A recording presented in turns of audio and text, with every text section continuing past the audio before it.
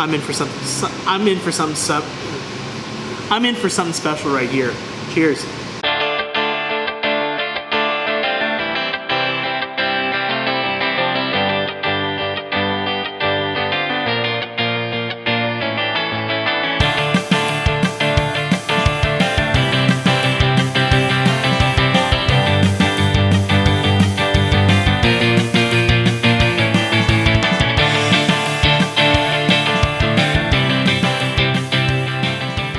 What's going on, beer lovers? Welcome to another episode. I'm Jeff. I'm Jacob. And I'm Justin. Today we are in Redondo Beach, California at King Harbor Brewing Company. And this place, named after King Harbor in Redondo Beach, has been pumping out some of the best beers in the South Bay. Speaking of beer, I'm really thirsty and I know nothing about King Harbor, so I'm tired of waiting. You guys ready?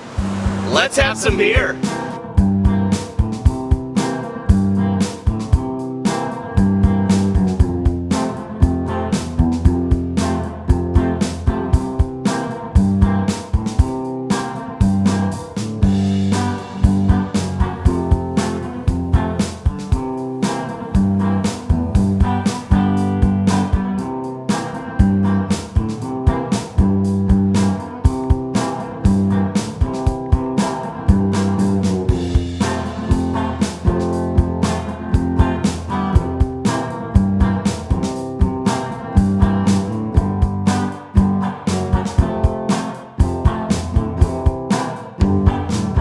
All right, are you guys ready for today's history lesson about King Harbor Brewing? Well, here it comes.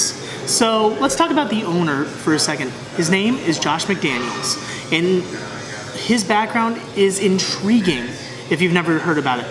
Okay, he started out at Bootleggers. I mean, obviously a well-known OC brewery. We've done a review on them before. Very, very well-known. Then he went to go study in Chicago and Munich. You know, get a little bit of education at some of the best beer places on earth. He comes back and he works for Stone, as any great brewer tends to do, it seems like these days. And then, if that wasn't any better, he becomes the lead brewer at the Brewery in Orange County before deciding to open his own place in 2014, which is right here, King Harbor Brewing in Redondo Beach, California. Now, it's named King Harbor because of King Harbor, which is where the Redondo Beach Pier is and all the happening stuff in Redondo Beach, the touristy area. That's what they're well known for, and that's why you name it that. You know, go with that local city landmark. And not to take anything away from the actual King Harbor, but this place is becoming the place that's well known in the South Bay. All right, so enough about me blabbing. Let's get to tasting. All right, guys, so the first beer up today is, of course, going to be an IPA. This beer is called Casual Friday. It's a 5% IPA, so really light. It's brewed with Mosaic, Simcoe, and Amarillo hops. I'm a huge Mosaic fan, so this really stuck out to me. And on top of that, 5%. If this is what I think it is, this might be one of my new favorite beers. So let's give it a shot. Cheers.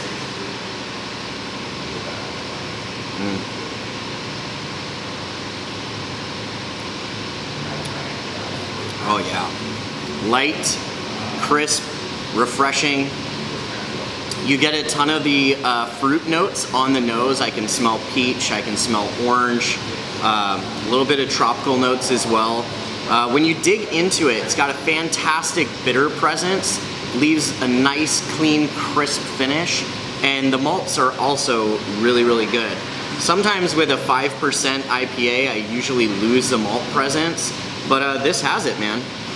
This is an extremely sessionable beer, and you know, for me, nowadays it seems like everyone's making double IPAs, triple IPAs, or getting up to like 13%.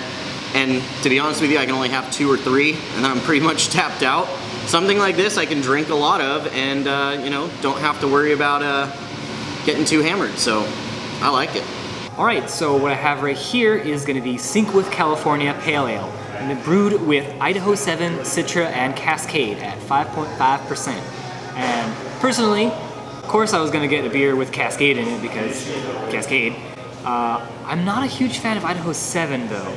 So we'll see how that works, because usually it tastes very earthy and dirty, and sometimes just straight up dirt, but I love Citra, so hopefully they'll all blend and just be beautiful.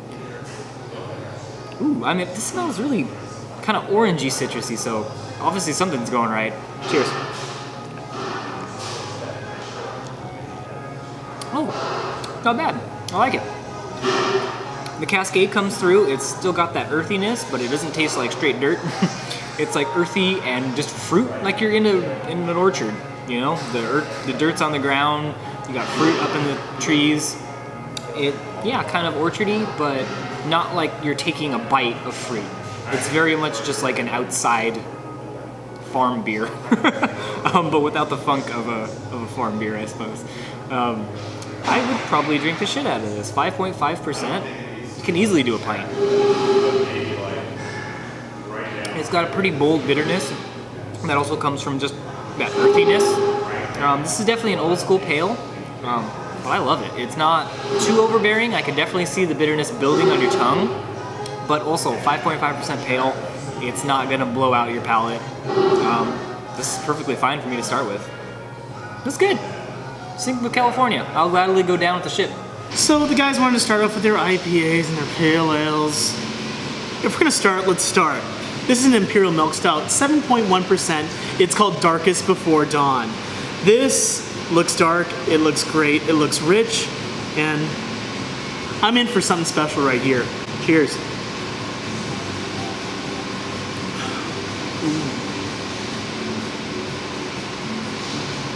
Now you're looking for those milk sugars in the milk stout, and you're getting that, but with the Imperial, you're also getting like this nice barrel-aged vanilla complexity to it, and it's just goes right across your tongue, coats completely, and it just goes down so easy. At 7.1, you know, it's not the hardest of the hardest Imperials, but it's also nothing to sneeze at either. It is delicious, it's rich, it's drinkable, and it's a damn fine milk stout. You just get those milk complexities right at the back end. Ooh, really, really good. You know, it's the darkest before the dawn because you're expecting good things to come. This is telling me I'm expecting a lot of good things here at King Harbor. All right, guys. So this next beer is basically a statement from King Harbor to everyone else. It's saying welcome.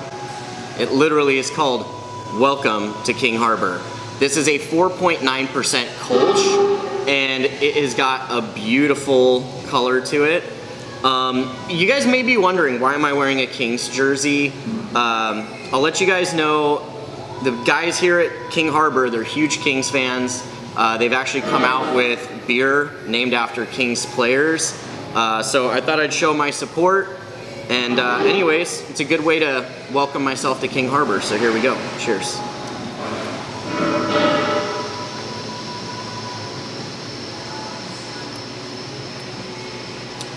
Oh, this is brewed outy, isn't it? They said that was the base of it, yeah.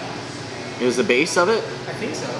They changed. They're both Kolsch's. I don't know what the difference is. So, as I mentioned earlier, they're huge Kings fans here at King Harbor, and this Kolsch is a great statement to that. It reminds me a lot of their brewed outy, and I believe this is the same base recipe as that beer. If you're not familiar with Kings, brewed outy is named after Drew Doughty of the Kings. But when it comes to Kolsch's, this is great. It's super light, super crisp finish, really drinkable. At 4.9%, this is something that I could enjoy with friends. I would love to go to a Kings game and knock back a few of these, especially when they're losing to the Ducks. But yeah, it's kind of crackery as well. It's got great flavor, super light. I feel like I could literally finish this right now, but I want to share with the guys, so. All right, so up next I have the German Lager Königstafen at 5.3%. It's a little bit of a darker side for a German lager, so I'm thinking maybe it's like Bavarian, maybe? It's got some of the, or Munich malt, maybe? Let's find out though. Cheers. Und cheers. Prost.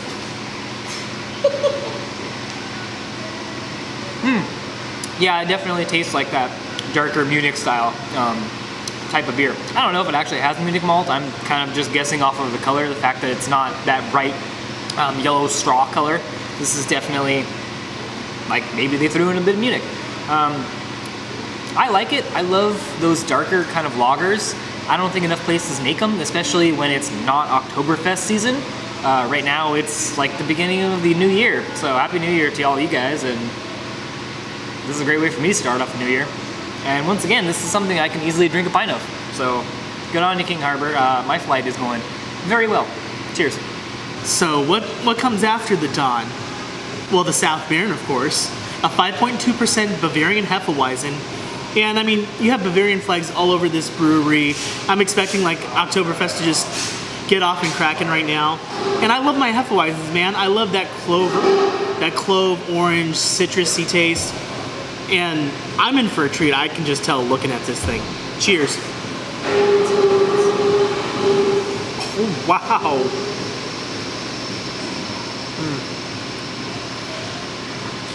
It has a great carbonation to it. It's light, it's bubbly. You get the clove, you get the citrus, everything's there. I could just gulp this down right now and just completely leave Jeff and Jacob out of it, because this is delicious. It is so tasty. This thing is so easily drinkable. I could have about 10 of these and just pass out right now. That's how good and drinkable this thing is. Has to be one of my favorite Hefeweizens. It's just so light, so drinkable, so refreshing. It's pretty damn amazing. All right, guys, so the next beer up is an IPA. It's called Loopy Lands. It is a 7.5% IPA made with Mosaic and Simcoe powder. So for those of you who aren't totally familiar with the brewing process, most breweries and home brewers typically get their hops in a pellet form. This powder basically allows the flavor to expand a little bit more during the brewing process. You're gonna definitely get a lot more hop presence out of it. So Phil actually told me that this is his favorite beer currently, so I'm sure it's gonna be delicious. Let's dig in and give it a try. Cheers.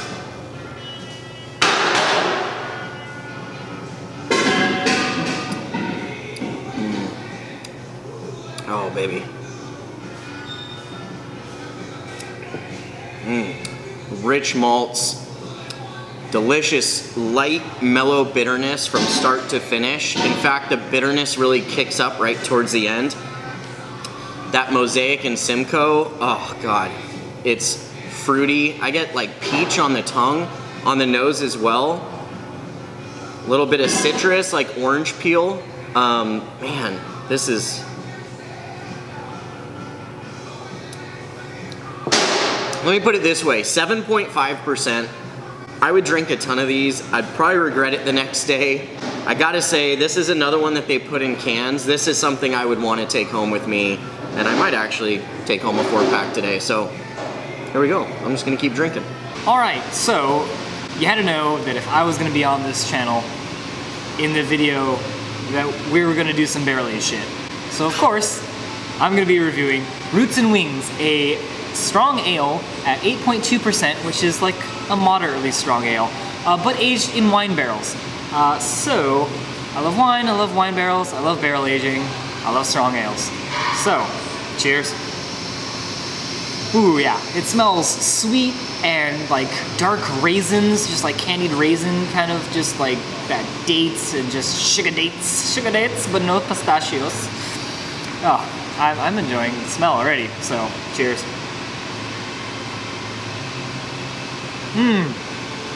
Wow, that is rich, just sugar. It's 8.2%, which isn't as high as I would normally think a strong ale to be, but I still might get diabetes, so that means it's Craft Cascade approved. Oh, yeah, definitely just dark fruit, really sweet dark fruit. I really can't pinpoint any like specific wine. If I had to guess, I would say red wine, but honestly it's got the sweetness of like a white wine. Very rich. It's definitely something that I kind of actually want more oak and wood from it. Just a little bit more maybe tannin to kind of balance out how sweet it is. I would definitely drink more of it, but that's, like I said, that's my problem that I'm dealing with. Yeah, but Roots and Wings, grab a bomber of this guy. I think I'd be curious to see how it ages. This is something that I would definitely want to see 1-2 years down the road. I believe it's relatively fresh. I mean, we did have it on tap, so I imagine it's only within the first maybe couple months. Yeah, I would want to see this again, maybe at their anniversary or something, and they busted out another keg and see how it is after a year. I'm curious. So my next one is a popular one here at King Harbor. It's the Tiki Hut. It's a tropical IPA, 7.5%, made with Mosaic and Citra hops. Now, Jeff has raved about this beer in the past. I've heard good things about it. I love my tropical flavors. They've been putting out some good stuff. I can't wait for this one, guys. Cheers. Ooh.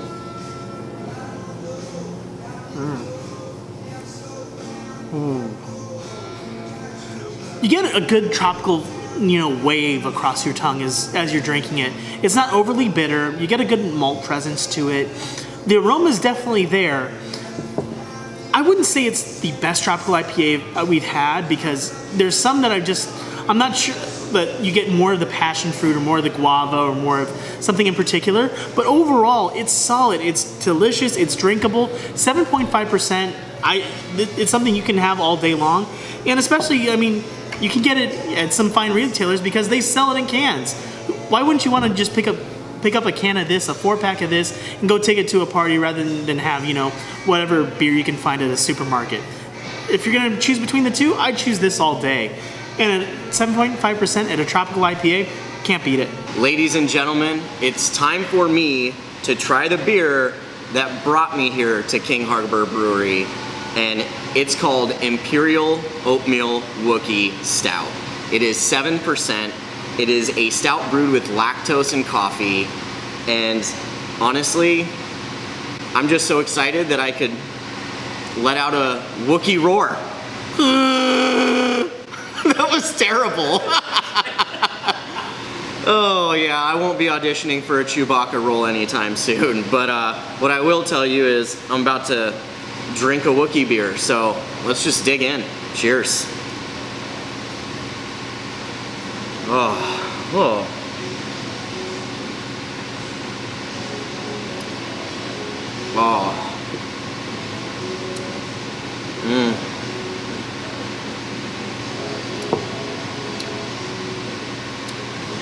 Okay, so King Harbor put together two things that I love: Star Wars and beer. I mean, it helps that they're Kings fans, but you had me at Star Wars. It's kind of hard to review a beer that has a Star Wars reference behind it without having a little bit of bias. So obviously I'm gonna love this beer whether it was mediocre or good or bad. Whatever, there would be a part of me that would still like this beer. What I'll tell you, names aside, this is fan-fucking-tastic. It has got an amazing coffee presence. You get it on the nose. It just smells like you just walked into a coffee shop. And then you dig in, and that lactose creates such a smooth mouthfeel. The coffee comes right back to you. You get the nice bitterness from coffee as well. I mean, this is like a cold brew stout. The rich, dark roasted malts create a beautiful complement to the coffee beans as well. I would say if you're not a fan of coffee, probably not your cup of coffee. But what I will tell you is if you like coffee, you're gonna love the hell out of this. And if you like beer and or Star Wars, you'll definitely like the hell out of this beer. All right, so last but not least, we have Abel Brown, a Nitro Stout with cold pressed coffee at 4.7%. I love coffee, so of course I had to get something dark and on Nitro with coffee.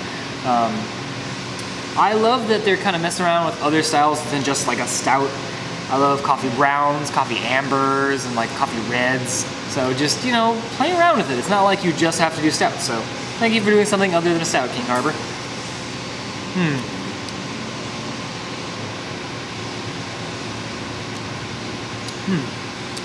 All right, there we go.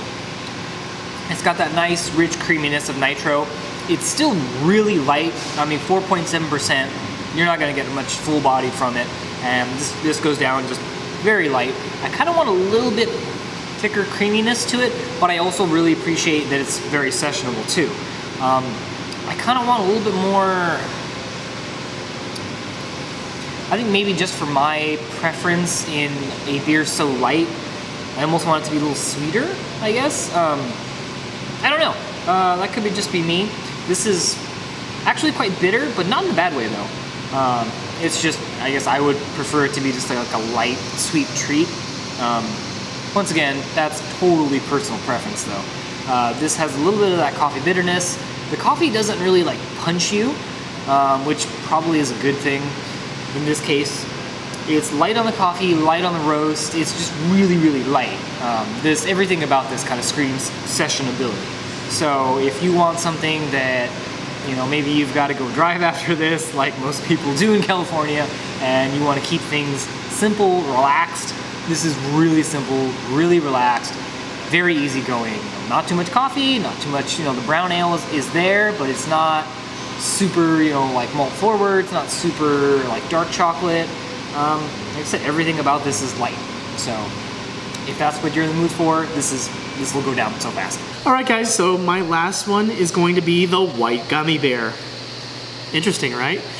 Here's another reason why it's an interesting thing. It's an experimental IPA made with Sanctois yeast at 7.1%. Now, Saccharomyces, this is that kind of bready, yeasty stuff that you get. Gunwale uses this stuff a lot, and you know, I'm always for the experimental, finding out what the brewers are thinking and what they're trying to think of next. I want to see what they're, you know, what they're on the cutting edge of. And White Gummy Bear, I mean, better name than that. Cheers. Ooh.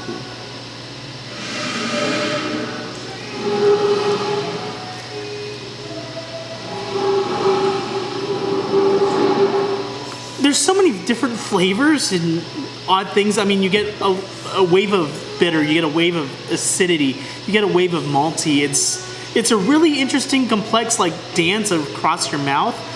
It's not like it's, you know, anything's there's one defined thing about this beer. It's like, oh, that's a very sour beer, or that's a very, you know, malty beer. It's just all coming at you in different waves, and it's just really intriguing. I don't know if I would drink this all the time, but this is definitely one of those beers that you're like, I'm glad that they did that, and I'm glad that I tasted this. It's one of those beers that it takes you on a journey, and you're just like seeing all the fighting and the complexity in your mouth. It's really, really intriguing. I don't know how the guys would respond to this, but I'm not complaining, and I'm not absolutely, it's not the, how do I put it in the way that I want to put it in? This is a beer that I'm glad I tried. It's not my favorite beer, but it's a beer that needed to be tasted, and I'm glad I tasted it. All right, guys, the next beer up has got a really fun name. It's called the Swirly, and it's on Nitro. This is a 4.7% brown ale brewed with lactose, cocoa, and vanilla. Now, when I think swirly, I don't know about you guys, but I think of when you were a kid, you know, someone would throw you upside down into a toilet and flush the toilet, and you get the little swirly. I don't know if that's what this is in reference to, or if it's referencing like a swirly ice cream, but Hurt you, Jeff. I know. It's bringing back some really traumatic memories, guys. I don't know if I can drink this, but I'm gonna do it anyway, so here we go. Cheers. Let's put it in there. It's definitely the ice cream.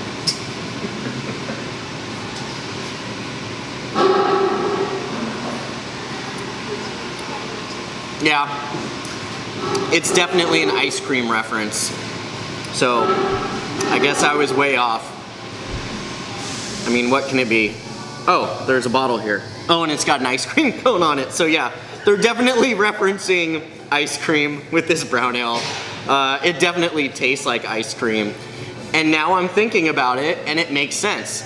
So swirlies aren't just a name for when you get picked on in school, but it's also a name for when you mix chocolate and vanilla together in ice cream. Wow, I was way off. Samsonite, I was way off. What I will tell you is this kind of hits the mark. Like, it definitely tastes like ice cream. You get a nice chocolate presence from the malts, and then the vanilla kind of kicks up. And you know what I will point out? When it comes to vanilla and beer, I either one, get a super artificial flavor, or two, I get so much vanilla bean that it overpowers everything. This is very subtle. You can tell it's just natural vanilla bean. It's just a beautiful blend of the two together. On Nitro, it's got a super smooth mouthfeel. The lactose obviously assists with that. You know, I probably wouldn't be able to tell you that this is a brown ale though. I mean, it's got the brown hue to it, but normally, you know, with brown ales, I'm used to getting like nutty and stuff like that. This is straight up chocolate and vanilla ice cream. It's not overly sweet either, which I really like. So, damn, this is a good beer. This is definitely in my top for today. All right, guys, we've tried all the beers. It's time to tell you which ones our favorites were. So I'm gonna go ahead and ask Justin to start. I always start first, man. Well, because the first is always the best spot to be in. Now, King Harbor, I can't say enough about how many great beers they have. Now, we talked to the brewers, we talked to the owner, we know a lot about stuff what's coming up, and I can't tell you how excited I am for stuff like the Onze Hopitar. The Onze Hopitar, which is going to be a Slovenian hop-inspired pale ale, which sounds amazing, and Yeah. I'm sure my girlfriend, who's a diehard Kings fan, is going to love it. And some of the other collaborations they have coming up with people like Claremont Craft Ales. This place is starting to crank out some amazing beers, and they already have some up on the board.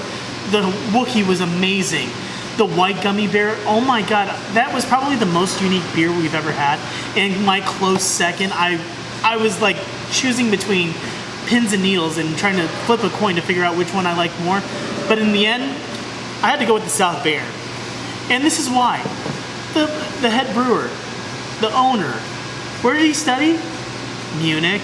Duh. And of course, if someone's going to be studying in Munich, they're going to put out an amazing Hefeweizen, and that's what this is.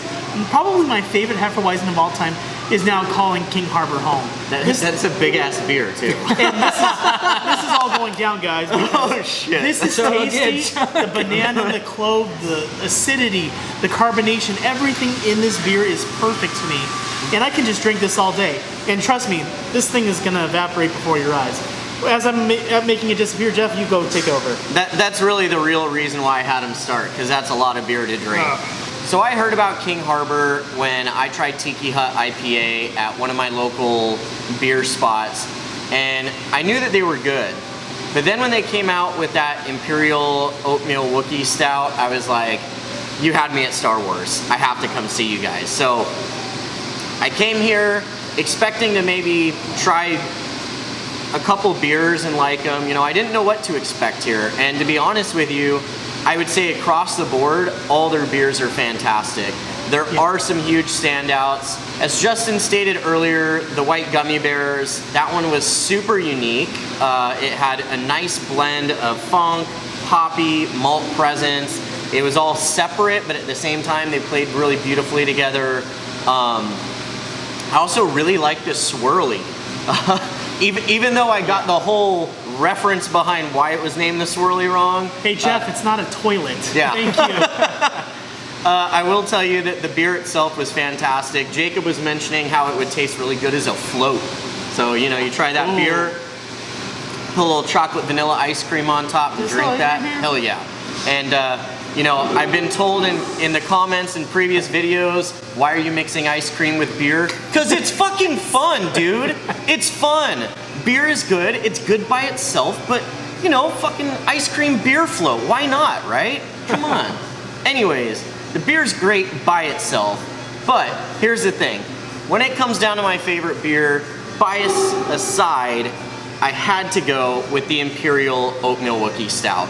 This thing is just fantastic. I am totally in a stout mood right now. It's stout season, even though California still isn't cold, especially for those of you on the East Coast. You'd probably laugh at the fact that we wear jackets in 70 degree weather. But what I will tell you is I'm in a stout mood. This is just a beautiful stout. It's got a fantastic coffee presence. And I mean, come on, it's named after Chewbacca. What more could you ask for? Jacob, what do you think? What was your favorite beer? So I'm kind of in a similar vein of your thinking, Justin, where the lead brewer does German style really well. And I had that German lager and I just really enjoyed it. It was a really good, just very Munich heavy type of beer. And sure enough, after asking him, there was Munich in it, and also just about every other kind of German malt that you could think of, almost a little bit mixed in. all German, yeah. Oh, yeah. Yeah. Oh, das gut. Yeah, and we had actually just a really nice conversation about just how awesome German lagers are. So I was really caught up between that guy and their milk stout, which I also thought was really good because, really like good. Jeff, I've also been in a like stout porter kind of mood. Just something about those roastiness qualities. I've been just like, yeah, I'll take a pint of that for sure.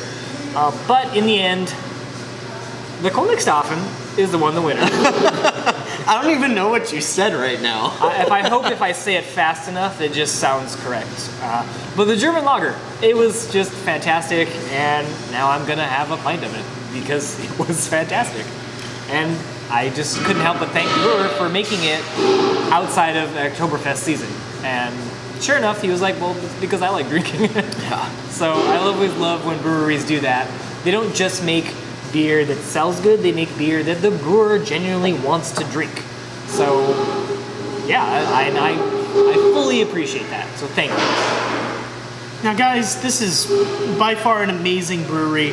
There's so many that are in the South Bay that are just fantastic. I mean, you think of places like Absolution, Monkish, places like that. This is definitely on the list. If you come down here, you have to try this.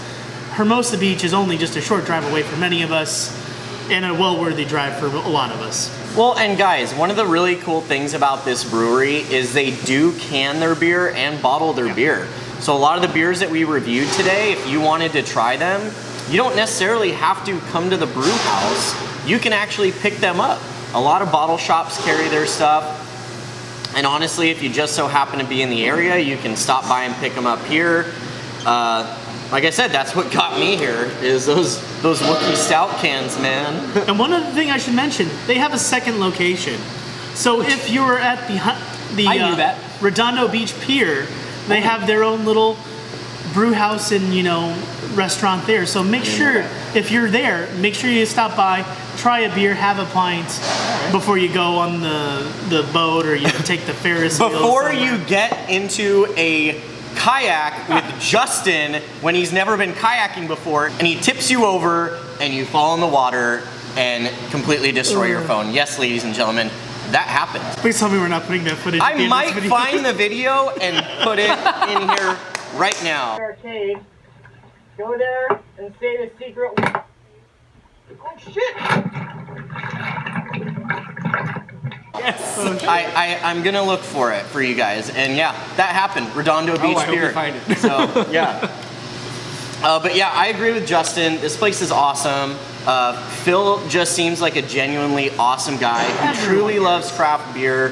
His pedigree is fantastic. I mean, from bootleggers to Stone to the brewery, those are some of our favorite places. So he's coming from a good place with King Harbor. And studying in Munich, fantastic German-style beers. I love seeing a passion for beer influencing the beers that come out. They're not sitting here making a bunch of hazy beers to, appease the haze bros. And still, their variety is diverse and it's fantastic. Everything I had here today was unique in some way and all delicious. And Phil actually stated himself, he said, even when we're making different IPAs, we try to make something about it unique. So you're not just drinking a West Coast IPA, West Coast IPA, West Coast IPA. It's like you're trying it with Loopy Land powder. You're trying it with this random hop variety. And apparently the Hopitar beer that's coming out, the IPA, is made with Slovenian hops. Slovenian hops, which I would love to know, has anyone out there tried Slovenian hops? Because I didn't even know that they existed. Phil happened to just kind of research where Kopitar was born and happened to find out that Slovenia apparently is a hop growing area. So he's running with it, but I cannot wait to try that. So Yeah. With all that being said, guys, let's raise a glass to Phil and all the amazing people here at King Harbor. Thanks for having us, guys. Yeah. Cheers, guys. Cheers. Cheers. All right, guys, so that'll do it for us from King Harbor Brewing in Redondo Beach, California. Thank you so much, Phil and Tom, for the hospitality. Not only did we get to try some amazing beers today, but we also got to hear a lot of awesome stories behind them and also figuring out what's coming next. Speaking of what's coming next, Jacob? Their anniversary on April 7th, they're going to be having just a massive bottle share down here, and a lot of the money raised, I believe, is going to charity, correct? It's going to a great at-risk youth home in Hawthorne, California. They're promoting a great cause. If you guys want to find tickets, look for the link down below. Honestly, they really hyped it up for us, so we're gonna have no choice but to hype it up for you. They have been gathering a bunch of bottles from just around the country, stuff that you can't normally just buy, you know, out in your local store. So you're gonna be in for a treat for some really interesting shit that you just can't get. Yeah. So honestly, come down here, know that your money is going to a good cause, and that also opens up a bunch of beer for you to drink. So it's a win-win for everyone. Yeah. Now, guys, I know that we really enjoyed doing this episode.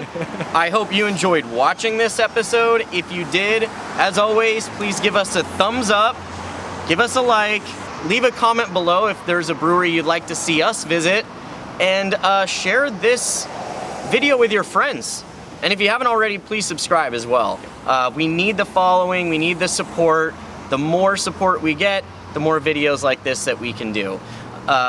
So until next time, guys, I'm Justin. I'm Jeff. And I'm Jacob. And we will catch you guys next time on Let's Have Some Beer. Cheers.